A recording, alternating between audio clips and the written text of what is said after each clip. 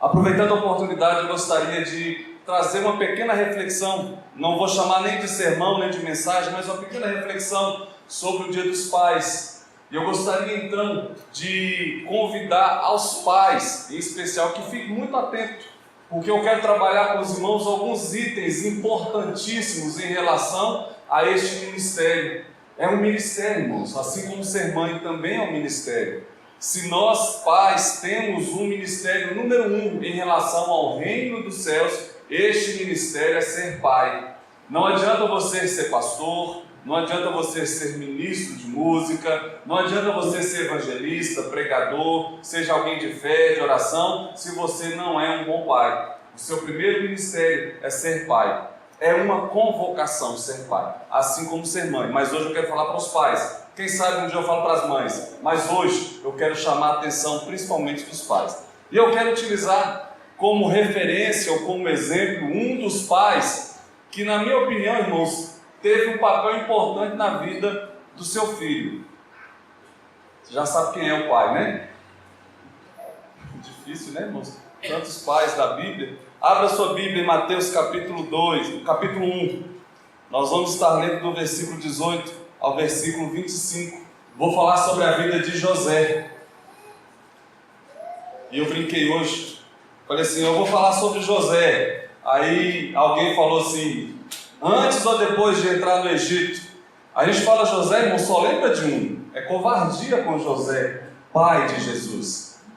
E eu vou falar sobre José. E alguns exemplos que José nos dá em relação ao ministério de ser pai.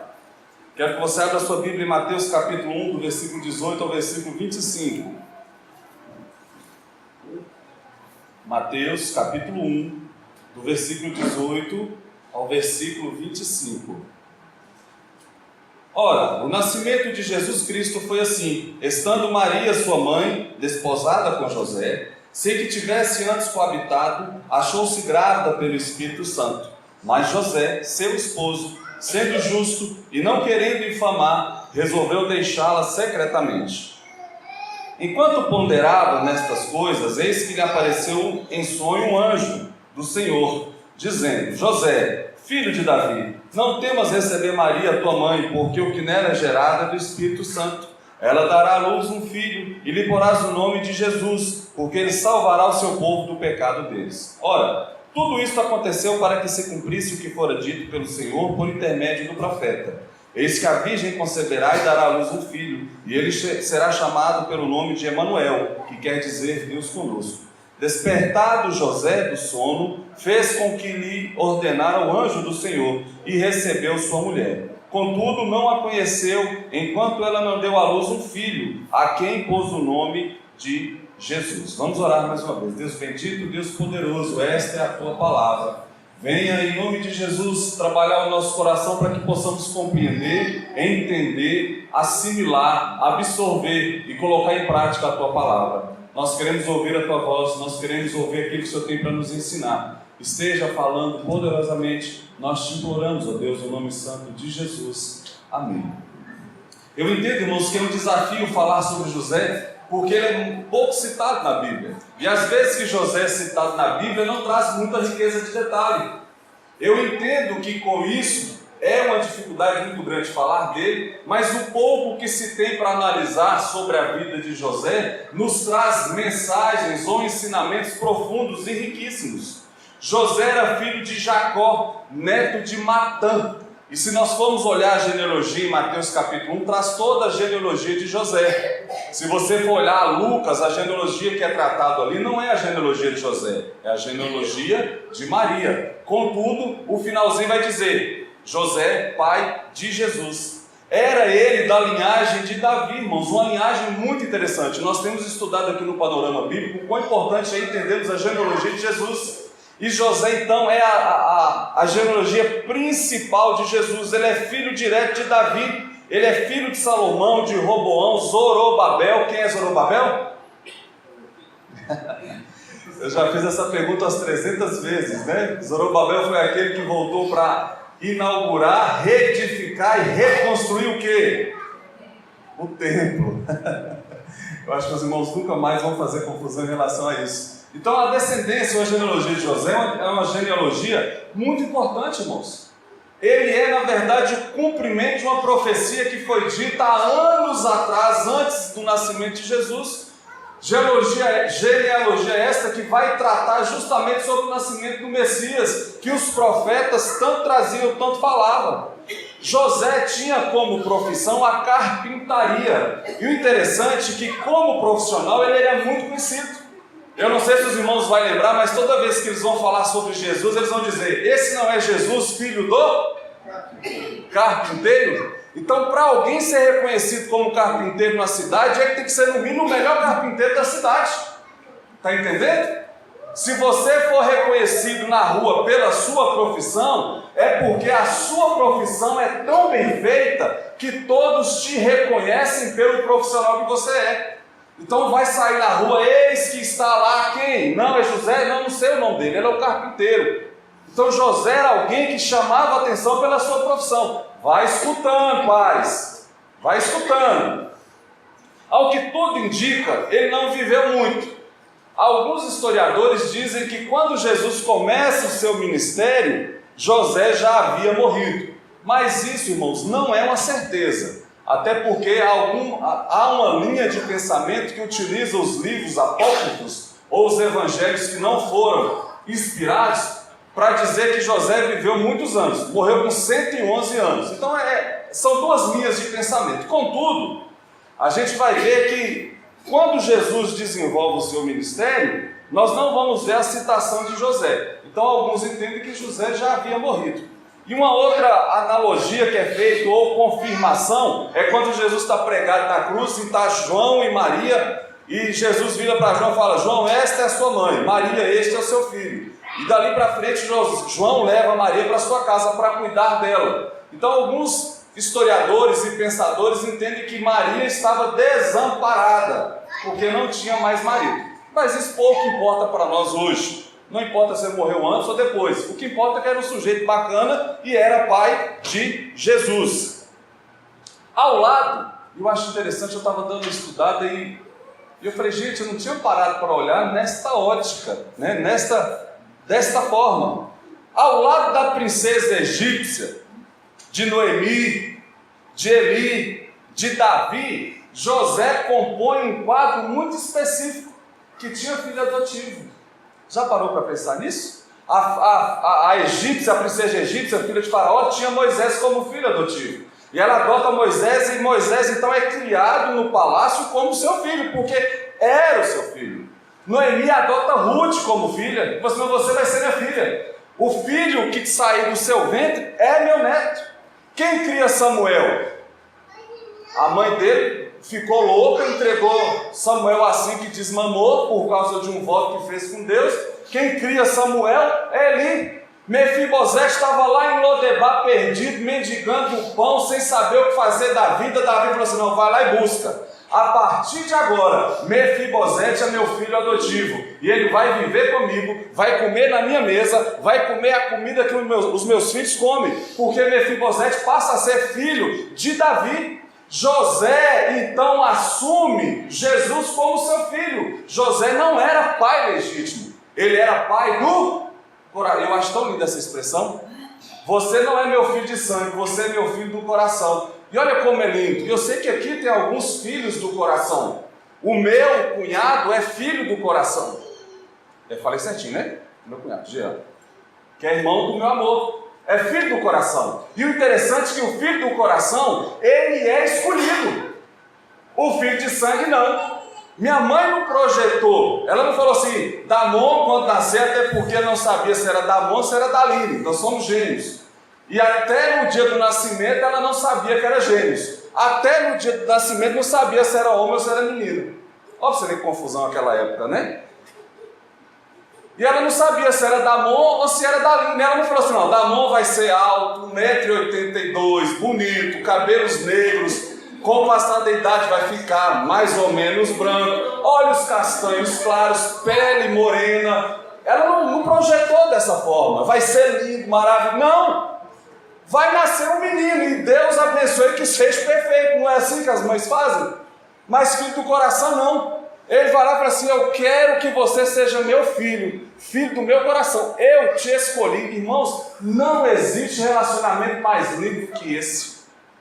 Não existe algo mais sublime do que isso. E é isso que José faz. José olha para Jesus e fala: você vai ser meu filho do coração. Então um grupo bem seleto de filhos adotivos na palavra compõe então estes grupos dos pais e filhos adotivos, que traçam um caminho, irmãos, um caminho de graça, um caminho de amor, um caminho de dificuldade.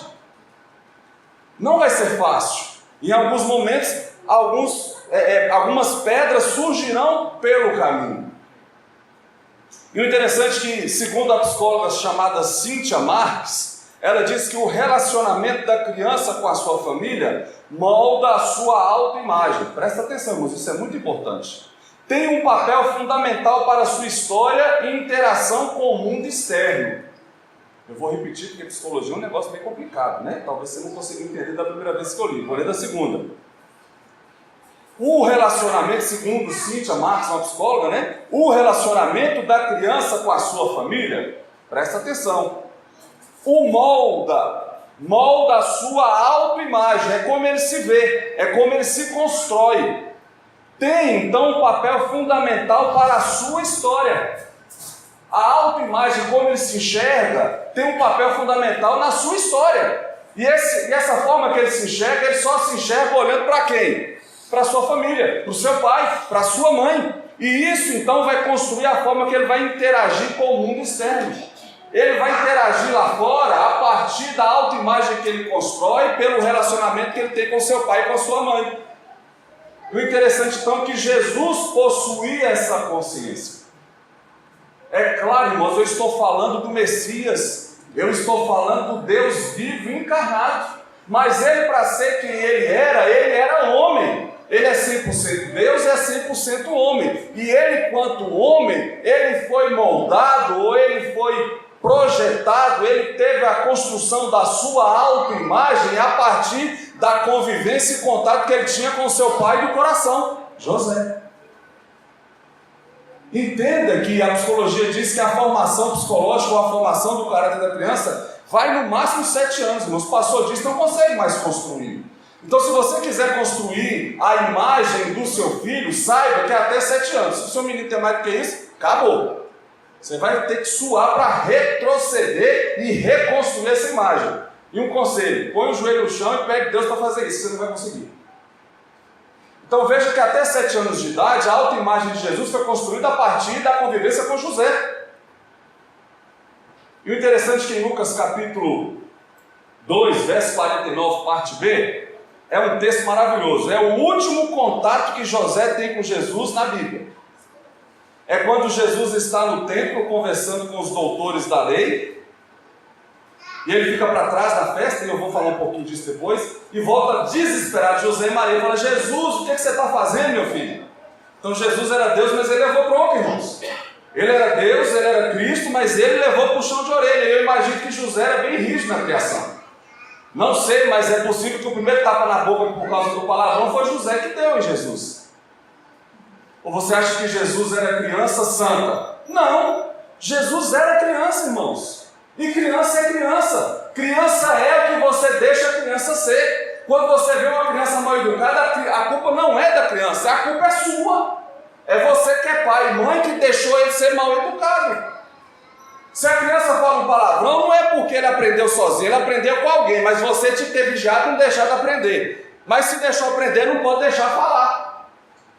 E ele então dá uma bronca em Jesus e fala: meu filho, eu estou te procurando tem 3 dias. Daí eu quero falar um pouquinho depois também sobre José e Maria dando esse vacilo, né? Como é que perde o menino? Não sabe onde é que o menino está? 3 dias perdido.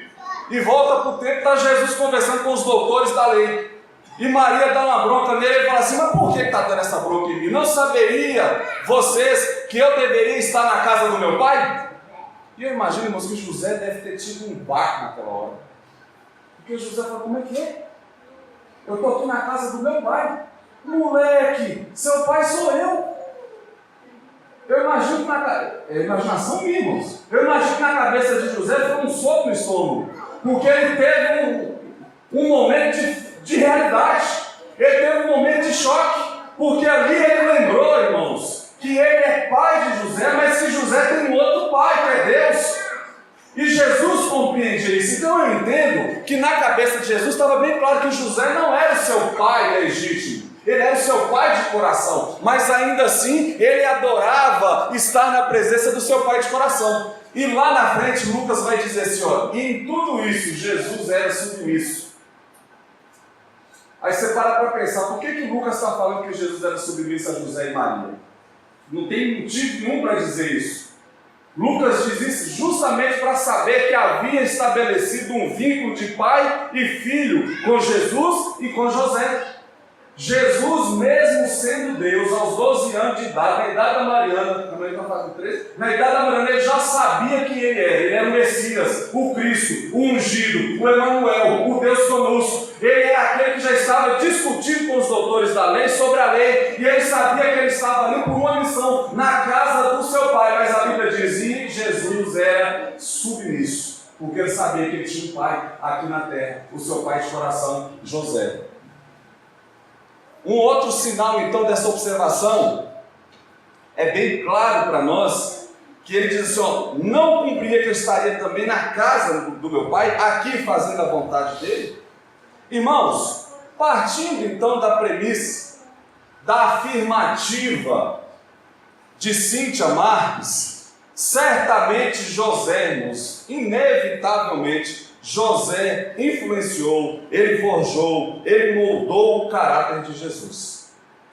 Inevitavelmente, José moldou o caráter de Jesus. E muito do que Jesus era foi embutido através da convivência com José e com Maria. É fato, é claro. Vamos então tentar olhar José numa outra ótica, com a outra lente. A lente de José, não marido de Maria, como a vida toda é tratada. Quem é José? José é o carpinteiro, marido de Maria, não. Vamos tentar viajar há 2018 anos atrás e olhar para José com a lente de pai, com a lente daquele que tem um compromisso, da lente daquele que tem necessidade de criar, de cuidar, de moldar o seu filho. José, então, é um pai justo. Então, para os pais, eu vou trabalhar aqui 4 pontos básicos, 4 pontos, bem simples, bem rápido. Como eu falei, hoje não é uma mensagem, é um bate-papo. Mas eu gostaria que você prestasse muita atenção e tentasse aprender um pouquinho com José. José era um pai justo. Em Mateus capítulo 1, verso 18 ao verso 20, vai falar sobre a história de José e do seu relacionamento, do seu casamento com Maria. Eu fico pensando, sabe, irmãos, eu tenho uma mente muito fértil para a Bíblia. E às vezes eu paro para pensar e eu fico pensando nas loucuras, né? Hoje eu fiz a pergunta para minha mãe, ela falou assim, meu Deus do céu. Não bagunça meu celebrete desse jeito não. Eu falei assim, não, vou parar aqui também, já comecei a ficar doido, né? Comecei a pensar uns negócios diferentes. Mas eu fico pensando, irmãos, imagina as festas de Natal na família de José. José à mesa, Maria, Jesus, os outros filhos de Maria, porque os nossos irmãos da Igreja Católica dizem que Maria não teve mais filhos, morreu virgem.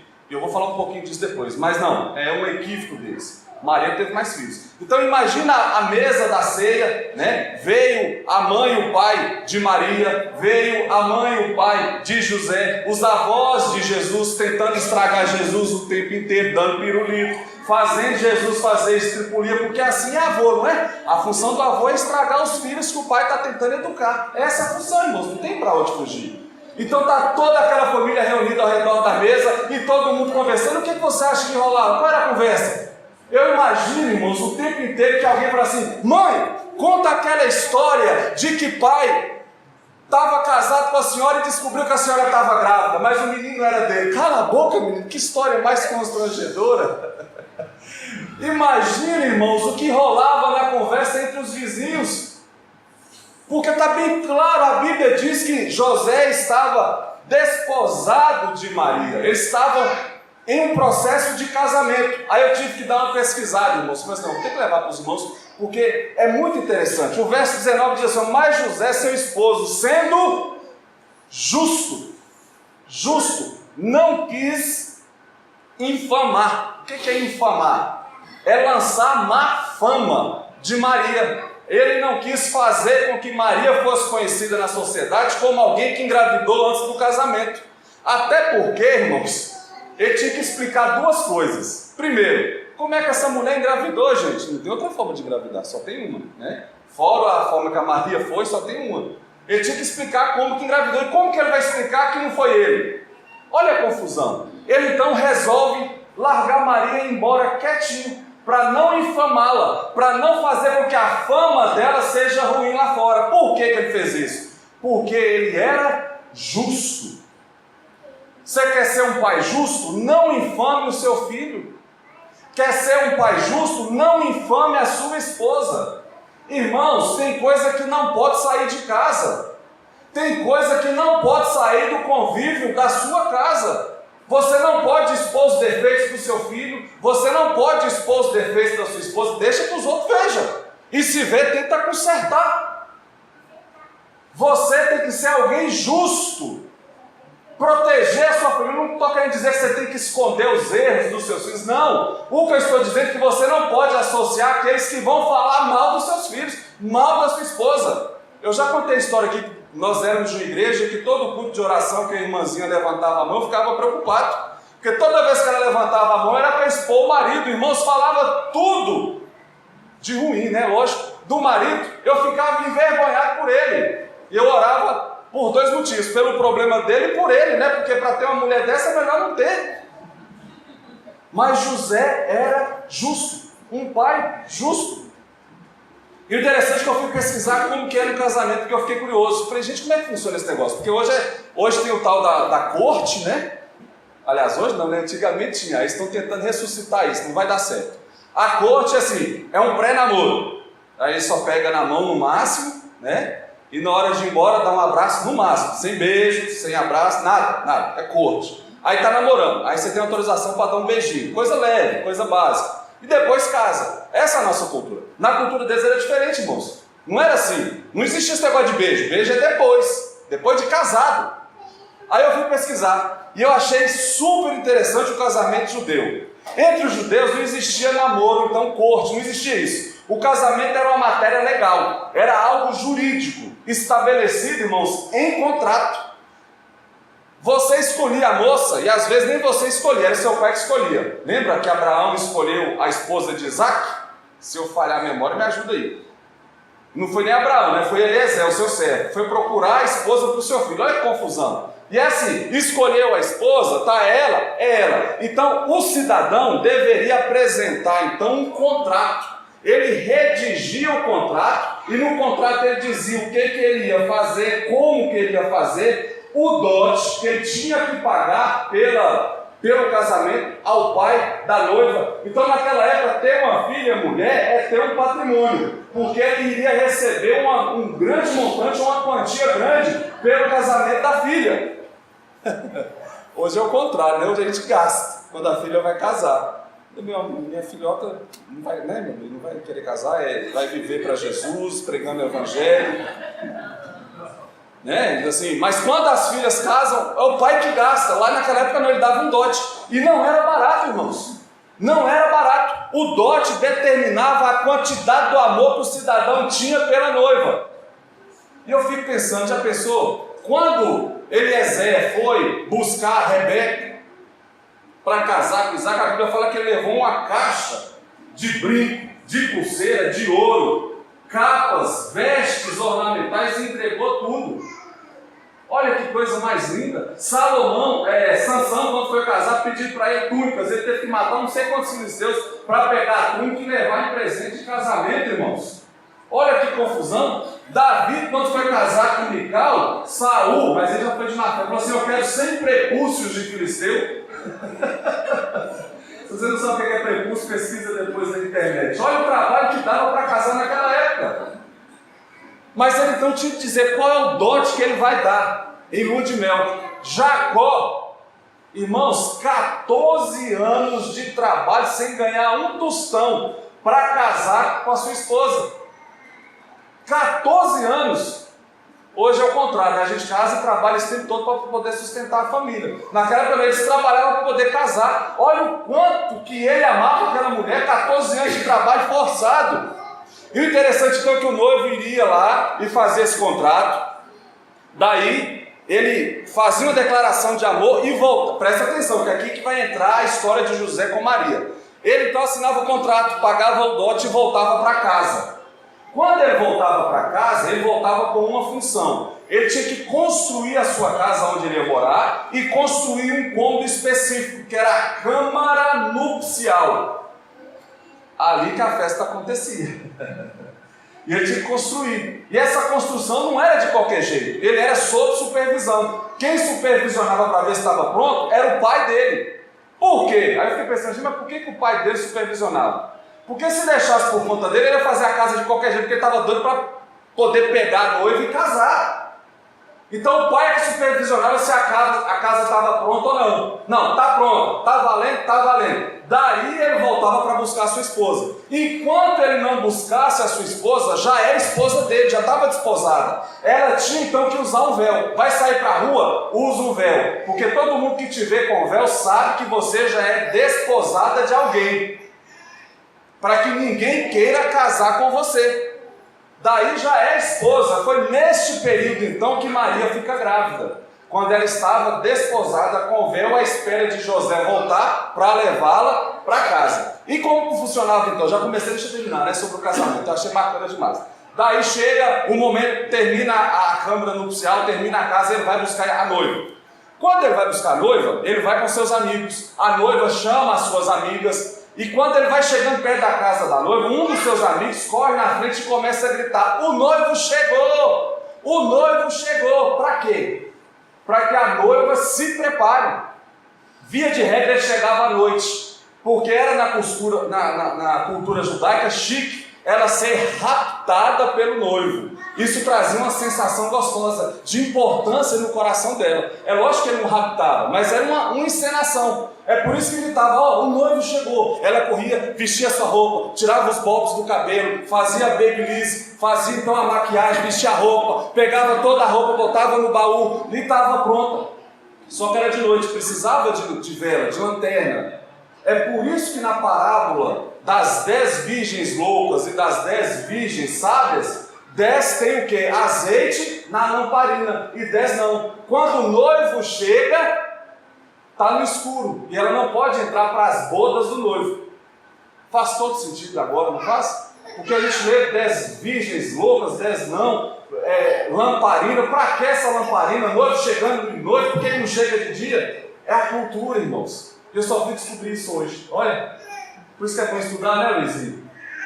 Então a noiva tinha que estar com a lamparina pronta. Aí o noivo chegava, raptava a noiva. Então ia todo mundo festejar. E o bacana é agora. A noiva e o noivo já está pronto para acontecer o casamento. Como que é o casamento? Entra os dois para a câmara nupcial. É um quarto, uma suíte de lua de mel. Maravilhosa. E nessa suíte ela está toda preparada e tem que ter mantimento para 7 dias. Porque são 7 dias de delícias nesse quarto de noite e dia de núpcias, né? E como que é feito? Entra o casal, alguém de fora tranca a porta. E eles ficam 7 dias dentro desse quarto. Aí tem que ter comida, bebida, hein? Televisão não precisa de televisão, não precisa de WhatsApp, nada, eles só vão orar.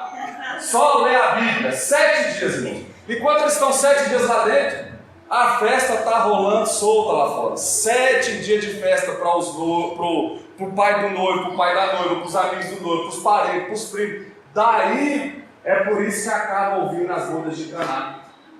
Porque ele fica pensando: gente, mas por que acabou o vinho, né? Por que esse povo não organizou direito? Irmão, 7 dias de festa, vai acabar mesmo o vinho, né? Porque os cristãos não perdem, mas o que come, né? E aquela turma naquela época eles não comiam muito, mas bebiam bem. Então é por isso que acaba. Depois que termina os 7 dias, abre-se as portas, saem os noivos com cara, né, de alegria, de felicidade, meio amarelado o cidadão. Aí eles têm o último banquete, a última janta. Aí vai todo mundo embora para casa. Esse que é o casamento judaico. Eu achei muito bacana, E eu fiquei, será que isso é só história?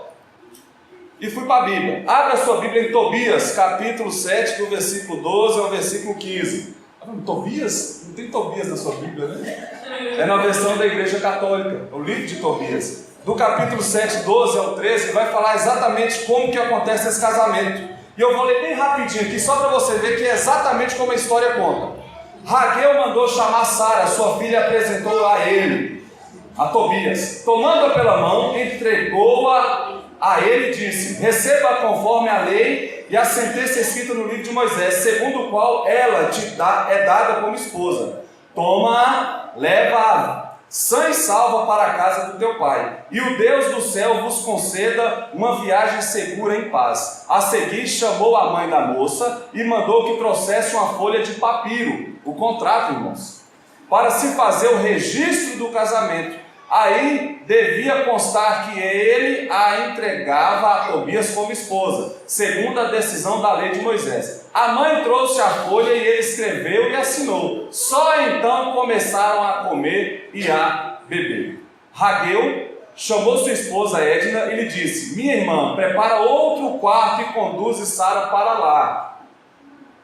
Ela preparou o quarto como o marido lhe dissera e levou Sara para lá. Chorou por causa dela, mas enxugando as lágrimas disse: coragem, minha filha, que o Senhor mude a tua aflição em alegria. Coragem, e saiu. É bonita a história, irmãos. Depois vocês leem na sua casa. Tobias 7, de 12 a 15. Se o pastor descobrir que eu li esse texto aqui, nunca mais me deixou pregar. Mas vamos embora.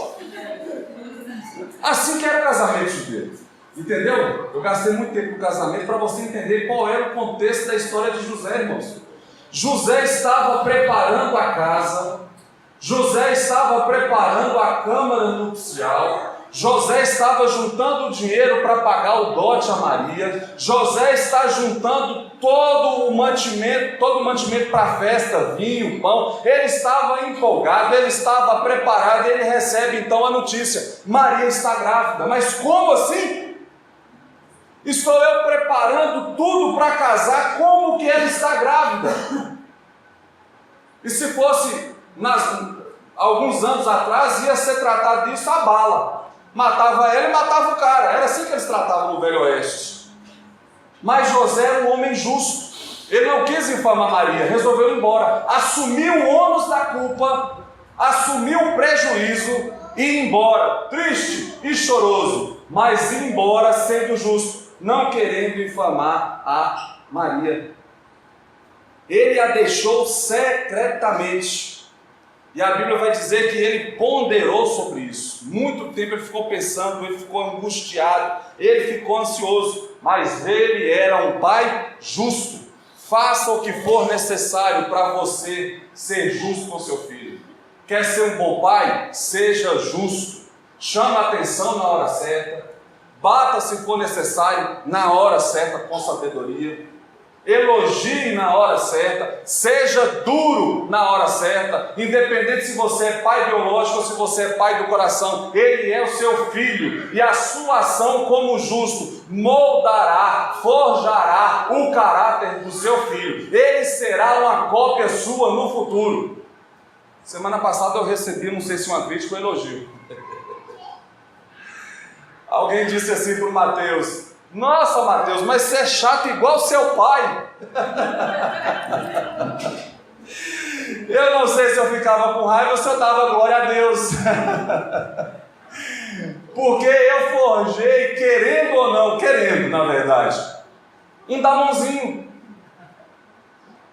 Olha para ele e vê em alguns momentos, em alguns aspectos, é claro, ele é muito melhor do que eu em muita coisa, irmãozinho, aliás, em tudo quase.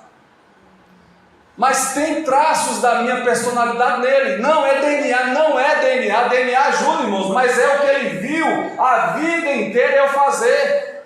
É como ele me viu proceder na igreja, é como ele me viu proceder em casa, é como ele me viu estudando a palavra, é como ele me viu pagando um preço de ser alguém justo. E ele não vai querer ser outra coisa a não ser o que o pai dele foi, só se ele for muito louco. E que existe, irmãos. Existem pessoas loucas que serão o contrário do que o pai foi. A gente vê a Bíblia o tempo inteiro. Mas você tem que ser alguém que molde no seu filho o seu caráter. Daí eu quero perguntar para você, qual é o seu caráter? Seja justo como José. Às vezes você acha que a gente não tem que pagar o preço de assumir o ônus para ser justo diante dos filhos? É um preço que deve ser pago. Seja como José, um pai temente e obediente. Então ele estava ponderando, ele estava pensando: o que é que eu faço, gente? O que é que eu faço? Eu vendo os trem que eu comprei, dou um tiro em Maria, o que é que eu faço? Engravidou de outro. Ô gente, se eu nem beijar minha mulher, ela já engravidou com outro já. O que é que eu vou fazer? E ele então, ponderando sobre essas coisas, a Bíblia vai dizer que ele tem um sonho. E no verso 24 vai falar que o anjo aparece a ele em sonho e diz para ele: não José, fica tranquilo, ela está grávida mesmo, mas esse filho não é seu, é de Deus, é do Espírito Santo. Receba Maria. Ele, como homem temente e obediente, ele assume. Ele fala assim: não, então é do Espírito Santo, é. Ele assume e casa-se com Maria. Ele era alguém, irmão, que respeitava, ele era temente e obediente às leis judaicas. Jesus foi circuncidado, Jesus foi levado e apresentado ao templo, Jesus participava de todas as festas, algo que nem Moisés fez com seu filho. José fez com Jesus, que foi levar para ser circuncidado ao 8º dia, levou para ser apresentado no templo. José era um crente, era um pai temente, era um pai obediente. Quer ser um pai como José? Seja obediente, seja temente a Deus, leve o seu filho para a igreja, batize o seu filho, ensine a Bíblia para o seu filho, ensine o seu filho a crescer nos desígnios do Senhor, ensine o seu filho a respeitar a Deus, ensine o seu filho orando com ele, seja alguém exemplo na sua casa, leia a Bíblia, ensine o seu filho a ler a Bíblia. Como que você vai ser como José, temente e obediente, se nem você faz? Quer ser um pai bom? Seja como José, temente. A Bíblia diz no capítulo 2, versos 1 a 4, que houve um recenseamento. O rei mandou todo mundo ir lá fazer a inscrição do IBGE. José pega Maria, coitado, buchuda, e vai fazer o recenseamento longe. Teve um menino longe, porque ele era obediente às leis do país. Como que você quer que seu filho seja obediente se ele estiver atravessando o sinal vermelho, se ele não estiver respeitando os pedestres, se ele não estiver declarando imposto de renda, se é um cara o mais caloteiro possível? Como que você quer que o seu filho se espelhe em você? Seja obediente às leis dos homens e à lei de Deus. Quer ser um pai bacana como José? Seja um pai determinado. Irmãos, você pode dizer o que quiser de José, mas eu nunca vi um cabra macho e determinado igual José. A Bíblia vai dizer em Mateus capítulo 1, verso 25. Aliás, desculpa. 1:25. 24 e 25. Despertar de José do sono, fez como lhe ordenara o anjo do Senhor e recebeu sua mulher. Contudo, não a conheceu enquanto ela não deu à luz o seu filho, a quem pôs o nome Jesus. Irmão, a igreja presbiteriana, ela não tem, o sistema de governo é diferente. O sistema de governo da igreja presbiteriana é através da representatividade. Tem os presbíteros, né, juntamente com o pastor que lidera a igreja. E teve um dia que eu estava na porta da igreja, conversando com um dos presbíteros. O presbítero é pastor, né, só que é um pastor regente. E o pastor docente é o pastor que ensina, né? E a gente está conversando e ele aconselhando um jovem. E o jovem falou assim, quase não falei o nome do presbítero: ô irmão, eu estou doido para casar logo. E a gente já sabia onde ele queria chegar, né? E o presbítero não valia nada. Gente boa, mas o bicho é só resenha. Ele falou assim: mas por que você quer casar logo, meu filho? Ele falou assim: não, eu quero casar para que eu tenha os privilégios de casado. Vocês estão entendendo, né? Para que eu tenha os privilégios de casado, eu quero esse privilégio todo dia. E eu não tinha nada para a história, eu comecei a rir. O presbítero falou assim: meu filho, então não casa não, você está totalmente enganado. Eu tenho que te ensinar um monte de coisa que te ensinaram errado. José, irmãos, quando está preparando o casamento, ele só está pensando em duas coisas: o quanto ele vai gastar e a noite de núpcia. Ou você, quando casou, também não é assim? Todo mundo é assim, irmãos. José também. A Bíblia diz que José não conheceu Maria até nascer Jesus. Você já viu cabra mais macho do que esse? Irmãos, 9 meses de gravidez. E ele com a mulher nova, bonita, E ele firme. Depois tem o menino, tem mais o resguardo, período de amamentação, tem que cicatrizar os pontos. Irmão, 1 ano. E ele firme. Porque ele era um cidadão determinado. Ele falou: não conhecerei Maria enquanto não tiver o nosso primogênito. Aqui eu quero ensinar um outro negócio também. A Bíblia fala que Jesus foi o primogênito de José e Maria. Ele não foi o unigênito. O unigênito é o único. Jesus é o unigênito de Deus, o único filho de Deus. Se Jesus é o primogênito, ele foi o primeiro. Se ele é o primeiro, teve outros. Está entendendo? Então acaba com esse negócio de marido ter filho. Marido ter filho, até porque José, coitado, ia ter que consumar o casamento. Não é? Ele tinha que consumar o casamento. E José consome o casamento. E ele tem filhos, ele tem outros filhos. Daí eu fico pensando, se realmente José não teve relacionamento com Maria, por isso ele deve ter morrido cedo, né? De tanto esperar, coitado. Mas era um cara determinado. E ele então entende que isso era necessário. E outra coisa interessante, Maria nova, casadinha de novo, vai lá para a casa de Isabel, sua parente, e fica 3 meses. Quem consegue ficar 3 meses longe da esposa aqui? Não levanta a mão não, você vai complicar a sua vida. E agora? Irmão, eu não consigo. Não consigo, é minha fraqueza. Meu amor é minha fraqueza, não consigo. E se eu tiver que mudar a empresa de ficar 3 meses longe, eu já vou ter que arrumar outro, porque eu não vou aguentar. E José fica, porque ele é determinado. Então, quer ser um pai bom para o seu filho, seja determinado. Se você prometeu para ele que vai dar nele uma surra, dê uma surra. Se você prometeu que vai dar um presente, dê um presente. É melhor nem prometer, porque se prometeu, tem que cumprir. Ele tem que ver em você determinismo. É um pai frouxo que começa as coisas e não termina, que promete e não faz, que não arruma nada, que não resolve nada, é a mãe que é o homem da casa. Irmão, seja determinado assim como José. Jesus olhava para José e via alguém determinado. Eu fico pensando na roda da mesa, né, de Natal, contando essa história para José e Jesus, para Jesus e José ficando todo vermelho de vergonha. Mas ele era alguém determinado. Quer ser um bom pai como José? Quer ser um bom pai para o seu filho? José, um pai crente, com experiências com Deus. Preste atenção, isso aqui é muito importante. Talvez você erre em tudo isso que eu já falei até no início aqui, irmãos. Mas esse você não pode errar. Porque é isso que vai determinar o futuro do seu filho.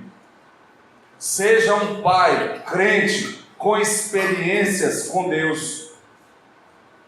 Você já prestou atenção que a Bíblia toda vai falar de sonhos e revelações, mas eu nunca vi tanto sonho em pouca história assim. Só José foram 4 sonhos revelatórios, proféticos, porque era alguém crente, alguém que tinha comunhão e experiência com Deus, irmãos. Ninguém anda tendo sonhos com Deus se não for alguém que tem comunhão com Deus. Seus filhos precisam ver Deus agir na sua vida. Você tem que testemunhar do poder de Deus na sua vida para eles, para que eles vejam Deus conduzindo a sua casa, meu querido. Quer ser um bom pai? Seja como José, tem experiências. Em Mateus capítulo 1, verso 20, diz que enquanto ele ponderava, eis que lhe apareceu em sonhos um anjo do Senhor e disse: não, casa, que essa mulher é sua mesmo. Apareceu um anjo do Senhor pela 2ª vez e disse: dispõe-te, toma o menino e sua mãe, foge para o Egito. Estava de boa em casa, correu para o Egito. É um pai protetor, seja protetor do seu filho. Ele juntou tudo que tinha, irmãos, e correu para o Egito porque ele teve uma visão, um sonho de Deus, e ele então preserva a vida do seu filho. E eu fiquei triste em lembrar disso e comentei com meu amor. Naquela época parece que não tinha lei, irmãos, o rei fazia o que queria. Herodes, para não ter o seu reino abalado pelo rei de Israel que iria nascer ou que nasceu, ele manda matar todas as crianças de 2 anos para baixo. Uma nação inteira perdeu todos os seus filhos de 2 anos para baixo e ninguém fez nada. E Jesus só não morreu porque José o protegeu. Proteja os seus filhos, pague o preço de proteger o seu filho. Ele então, através de um sonho de Deus, vai para o Egito e leva José para lá. Tendo Herodes morrido, eis que um anjo do Senhor apareceu de novo em sonho a José no Egito e lhe disse: volta para a terra de Israel. Ele pega as coisas lá do Egito e volta para Israel. No meio do caminho ele dorme de novo. Esse homem tinha sonho demais, gente. Ele então, tendo porém ouvido que Arqueleu reinava na Judéia, por divina advertência, prevenido em sonho, retirou-se para as regiões da Galileia. E eu fico extremamente irritado quando eu vejo os nossos irmãos da Igreja Católica valorizando Maria e desprezando José. Maria só teve uma visão, José teve 4. Deus não falava, não era com Maria, irmãos, Deus falava era com José. Era José o homem da casa, era o crente, era o que buscava, era o que tinha comunhão com Deus. Ou você acha que Jesus está no templo aos 12 anos de idade, discutindo a lei com os doutores da lei, porque ele era Jesus, filho de Deus? Não! Deus não revelava nada para ele à toa, não. Certamente José ensinou tudo o que Jesus sabia. Ele tem 12 anos, irmãos, ele nem sabia ainda como é que ele ia exercer seu ministério. O que ele estava discutindo era, lógico, graça, era o poder do Espírito, mas alguém tinha que ter ensinado para ele. A função naquela época de ensinar os filhos era do pai. Quer ser um bom pai para o seu filho? Ensine-o as coisas da vida e as coisas da Bíblia. Se você não tiver nada da vida para ensinar, ensina a Bíblia. Porque foi isso que José fez.